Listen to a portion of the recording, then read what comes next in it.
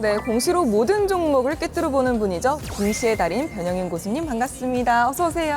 네, 안녕하세요. 대한민국 1호 공시 분석가 공달 변영인입니다.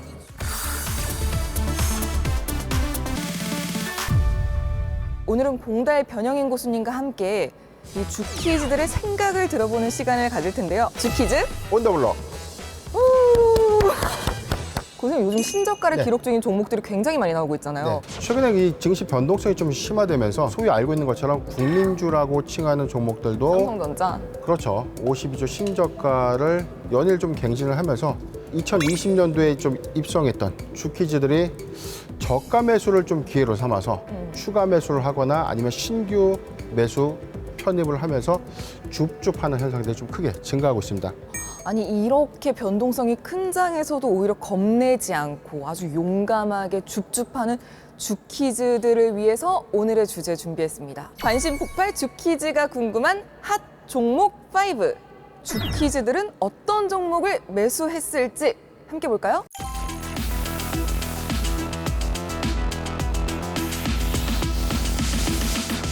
네, 올해 2분기 보고서상에 소액주주의 수가 크게 증가됐다라고 좀 밝힌 기업들이 무려 30.3% 좀 증가됐고 소액주주의 지분율이 가장 많이 늘어난 기업은 바로 삼성전자입니다. 오, 역시. 우리나라 국민들 10명 중 1명은 삼성전자의 주주다라고 해도 과언이 아닙니다. 네, 소액주주 비율이 늘어난 상위 종목들을 살펴봤는데 공시 전문가시니까 고수님한테 물어보는 종목들이 좀 있을 것 같아요. 네, 그래서 좀 제가 네. 여러분들이 많이 궁금해하고 답답해하신 그런 종목들 제가 5가지를 한번 추려봤습니다. 첫 번째, 카카오. 52조 신저가를 기록하면서 보유하고 계신 이 투자자분들이 굉장히 좀 답답해하고 스트레스가 좀 굉장히 큰 종목이 아닌가. 그러니까 네. 이게 기업의 그 펀더멘털이랑 상관없이 주가가 너무 지하를 뚫고 가는 것 같아서 이게 글로벌 경기 침체 우려감 그리고 미국을 중심으로 한 뭐 빅테크 종목들의 어떤 조정 이슈 이게 우리나라에서도 좀 피할 수 없었던 그런 요인이 아닌가 좀 생각을 해봤습니다. 그럼 카카오는 호재 공시 나온 건 없어요? 최근에 악재 공시가 하나 있었습니다. 카카오 모빌리티에 대해서 주주 구성을 변경할 수도 있다라는 공시가 있었어요. 이 우려감들이 사업 모멘텀의 훼손으로 좀 인식이 좀 됐는데 결국 8월 18일 카카오는 이를 전면적으로 좀 철회를 했습니다. 공시를 보면 8월 18일 풍문 또는 보도에 대한 해명 공시를 통해서 카카오 모빌리티의 주주의 어떤 구성 변경을 최종적으로 좀 중단하겠다라고 밝히면서 사실상 매각 의사가 철회됐다. 이 부분이 호재로 좀 작용을 했는데 그럼에도 불구하고 이 경기 침체 국면, 이 고강도 긴축 우려감들이 좀 반영되면서 주가가 연이어 좀 하락을 했는데 저는 긍정적으로 좀 보는 요인이 카카오 모빌리티의 매각이 아니라 사실상 2023년도에 상장 기대감을 더 가져갈 수 있다는 점에서는 오히려 추세 전환점이 될 것이다라고 판단하고 있습니다. 그럼 고수님 카카오를 가지고 계신 분들은 앞으로 계속 이제 좀 줍줍 더 해도 될까요? 사실상 성장성 관점에 이견이 없거든요. 연 30%대의 영업이익률을 좀 달성하고 있고 지속 성장 관점에 저는 2025년 카카오의 플랫폼 확장은 좀 지속될 것이다. 저는 지금 구간 너무나 과매도 구간은 맞다. 오히려 저는 낙폭 과대 구간에 좀 모아가는 전략 유효하지 않겠는가. 주퀴즈가 궁금한 핫 종목 5. 두 번째, SK 하이닉스. 반도체가 하반기 기점 이후에 연일 신저가를 좀 기록하면서 우려감들이 좀 최근에 반도체 섹터에 어떤 영향을 받는 조정 사유는 다름 아닌 업황의 불황이 아니죠. 바로 D램 가격의 인하입니다.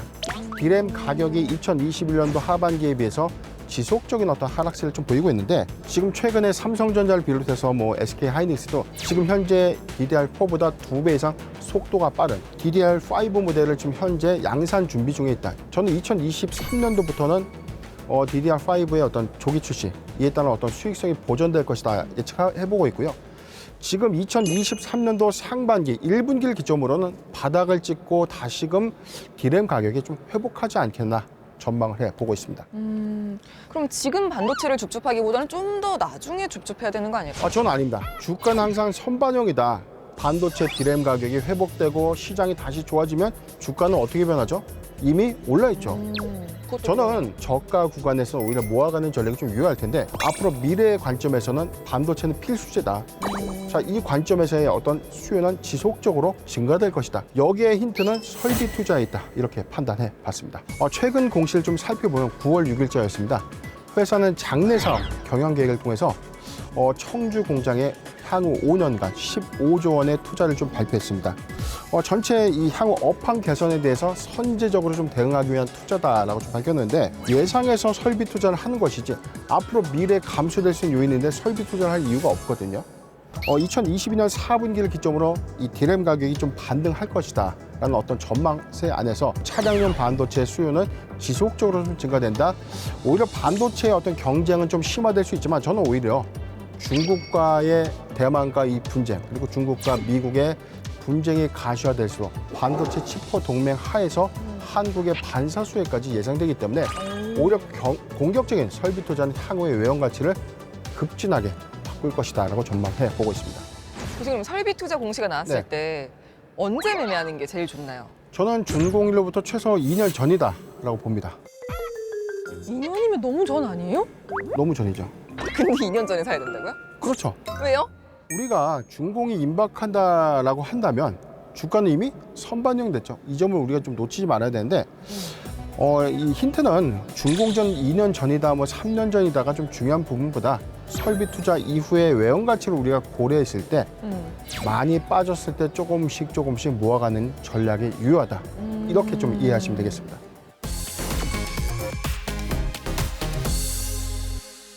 주키즈가 궁금한 핫 종목 5. 세 번째입니다. 두산 에너빌리티.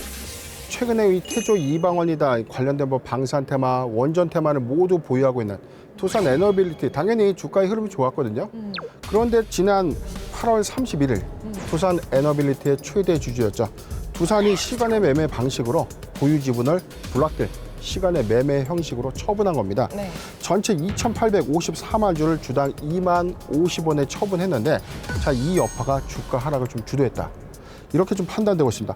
고수님, 그래도 좋은 소식이 외국에서 이렇게 들리는 것 같던데? 네, 두산 에너빌리티 최근 9월 23일 공시가 있었습니다.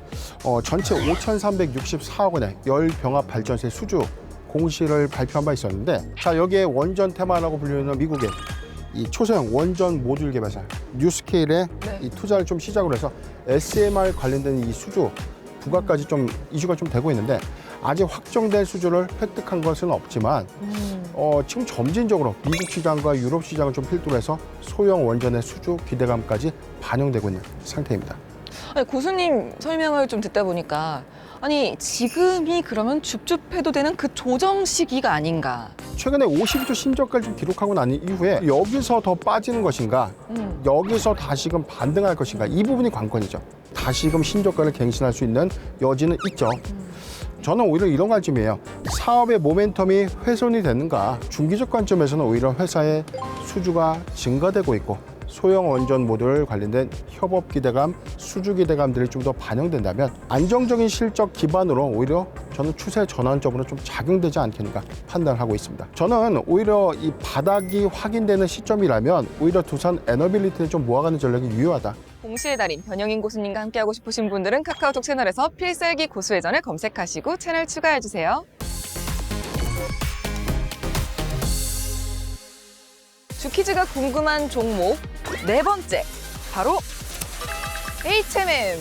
아니, HMM을 흠쓸라라고 한동안 주키즈들의 계좌에 꿈과 희망을 가져다 두면서 엄청 핫했던 종목이잖아요. 그렇죠. 코로나19의 최대 수혜로 좀 작용됐어요. 남희 씨, 여기서 제가 문제 하나 낼게요.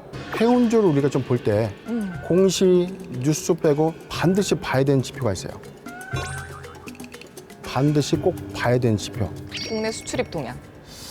문제는 땡인데 바로 운임지수예요.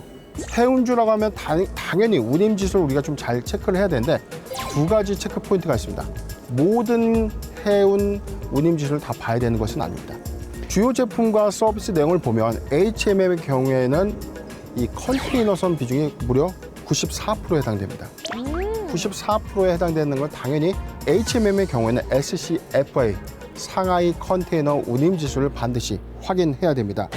지난해 4월 3,000포인트 이하로 좀 내려가기 시작하면서 2009년 이후 최대 낙폭을 좀 기록하면서 운임지수가 급격히 하락을 했죠. 네. 자, 이 우려감들이 지금 현재 시장에 좀 반영되면서 HMM의 조정 이슈로 좀 부각된 것입니다. 그런데 운임지수가 좀 떨어졌다고 해서 해상 운송업을 영위하고 있는 이 회사의 이 불황기를 좀 다시 초래했다, 이 부분은 아니란 거죠. 그러면 주키즈들이 지금 HMM을 줍줍하는 게 괜찮다. 컨테이너 운임지수를 면밀하게 좀 체크를 좀 하되 바닥을 찍고 정점에서 우리가 좀 턴 어라운드 되는 시점, 이 시점을 좀 매수 적기로 보고 있어요. 아직은 운임지수가 하락될 수 있는 가능성이 좀 더 커지고 있는데 오히려 중국의 어떤 국경의 봉쇄 조치가 완화가 된다면 물동량이 좀 더 부분적으로 좀 회복되면서 운임도 점진적으로 좀 반영되지 않을까 예상을 해보고 있습니다. 이 종목은 못 참지, 주키즈가 궁금한 핫 종목 5. 마지막 종목인데요. 지금 보니까 카카오, SK하이닉스, 두산엘로빌리티, HMM 각 섹터별로 하나씩 나왔잖아요. 네네. 이번에는 과연 무엇일지. 의미심장한 미소. 네. 신풍제약? 네. 보유자들이 굉장히 좀 많고 보유하신 분들의 낙폭이 너무나 고점 대비 저점이 너무 심하기 때문에 제 주변에도 수익률이 마이너스 85%, 거의 뭐 90%에 가까이 손실을 보고 계신 분들이 좀 꽤 있습니다.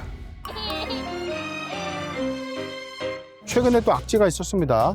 총수 일가가 압수수색을 좀 받았고요. 비자금 조성 혐의, 그리고 고점의 보유 지분을 일부 매도하면서 네. 차익 실현 논란도 있었고. 근데 교수님, 네. 이런 종목들은 공시로 악재를 미리 좀 알 수 없었을까요? 충분히 예측 가능한 시그널은 공시를 통해서 우리가 이미 예고하고 있었습니다.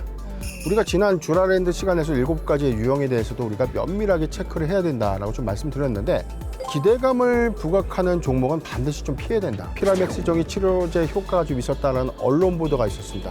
그런데 우리는 언론을 믿지 말고 공시를 봐라. 그런데 아직 임상시험의 최종 승인이 없다는 것은 이 실효성에 대한 의문이 좀 제기됐던 점, 이게 첫 번째고요. 두 번째, 회사는 이로 인해서 기대감에 부각된 주가의 흐름 하에서 최고점에 자사주를 긴급 처분합니다. 전체 자사주 처분 금액이 2020년도 9월 128만 주, 제 기억으로는 전체 한 2,100억 원 규모예요. 회사 자사주가 100억 원에 육박했던 게 거의 2,100억 원. 거의 뭐 20배의 차익을 남기고 나서 매각이 됐죠. 이후 2021년 4월 27일에는 최대 주주인 송암사가 보유 지분 200만 주를 또 시간의 매매로 처분하게 됩니다. 통상적으로 대주주의 이 장내 처분은 해당 종목의 고점을 의미하기 때문에 통상적으로 악재로 인식되고 있습니다.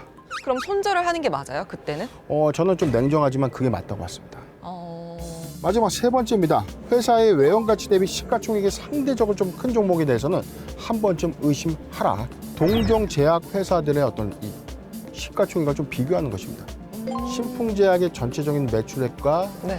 자산 규모를 종합해서 비슷한 유형의 제약사들을 한 두세 군데를 좀 잘 찾아보면 이 회사의 어떤 적정 시가총액이 나와요. 이 시총 대비 상당히 크게 올라가 있다는 것은 있다. 반드시 피해야 된다. 그럼 교수님, 신풍제약에 지금 네. 이미 많이 물리신 분들은 손절을 해야 하나요? 지금 구간은 사실 손절의 의미가 없습니다. 다만 여기서 꼭 중요한 포인트가 있어요. 신풍제약 지금 사도 됩니까? 라고 물어보는 분들이 굉장히 많아요. 신풍제약을 보유하고 계신 분들이 추가 매수를 많이 검토하고 있는데 그건 굉장히 리스크하다. 차라리 그 자금을 아껴서 다른 포트폴리오를 잘 편입하는 것이 유리하다. 다른 포트폴리오라고 하면 어떤? 그래서 이 고스컵과 꼭사주 준비를 했으니까 꼭 기다려주세요.